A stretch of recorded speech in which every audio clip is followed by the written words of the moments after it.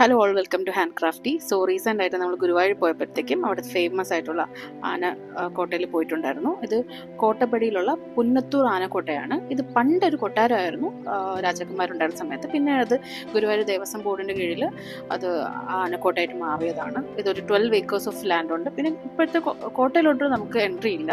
ഇതിന് ചുറ്റും നമുക്ക് നടന്ന് കാണാൻ പറ്റും. പണ്ട് ഏകദേശം 100ഓളം ആനകളുണ്ടെന്ന് പറയപ്പെടുന്നു. ഇപ്പം 40ഓളം ആനകളാണ് ഉള്ളത്. അതിൽ 14ഓളം ആനകളാണ് നമുക്ക് ഇത്രയും നേരിട്ടൊരു അടുത്തുള്ള ഡിസ്റ്റൻസിൽ കാണാൻ പറ്റുന്നത്. ഇവിടുത്തെ ഓപ്പണിംഗ് ടൈം വന്നിട്ട് 9 AM to 5 PM ആണ്. ടിക്കറ്റ്സ് ഉണ്ട്. അഡൽട്ടിന് 20 ആണ്. അതുപോലെ തന്നെ മൊബൈൽ ക്യാമറയ്ക്കൊക്കെ 25 ആണ്. ഇവിടെ ഉള്ള ആനകളെല്ലാം ഗുരുവായൂരപ്പന് നേർച്ച വന്നിട്ടുള്ള ആനകളാണെന്നാണ് ഞാൻ കേട്ടത്. പിന്നെ എല്ലാ ദിവസവും ഓപ്പൺ ആണ്. അപ്പം ഞാനിവിടെ കണ്ടൊരു കാര്യം എന്ന് വെച്ചാൽ ഇതുപോലെ ആനകളുടെ മൂവ്മെൻറ്റ്സും ഉണ്ട്.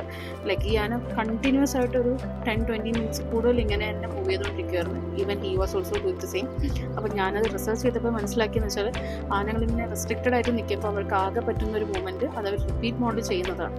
അത് അവരുടെ ഹാപ്പി ഡാൻസ് അല്ല, സത്യത്തിൽ അവർ സാഡാണ്. Like they are not happy about it. So ഞാൻ ആക്ച്വലി ഭയങ്കരമായിട്ട് എനിക്ക് ആനകളെ ഭയങ്കര ഇഷ്ടമാണ്. മേ ബി ഗുരുവായൂർ വന്നിട്ട് പോയതിന് ശേഷം എൻ്റെ ഇൻസ്റ്റാഗ്രാം റീൽസ് ഫുൾ ആന വീഡിയോസ് മാത്രമേ ഉള്ളൂ. പടയപ്പ, ഇവരുടെ ഇവിടുത്തെ ആനകൾ, അങ്ങനെ കുറേ ആനകളുടെ റീൽസ് മാത്രമേ ഞാൻ കാണുന്നുള്ളൂ. So I was happy to see them. Still I was sad because they were chained. I pray like elephants get free soon. So thank you for watching Handcrafty.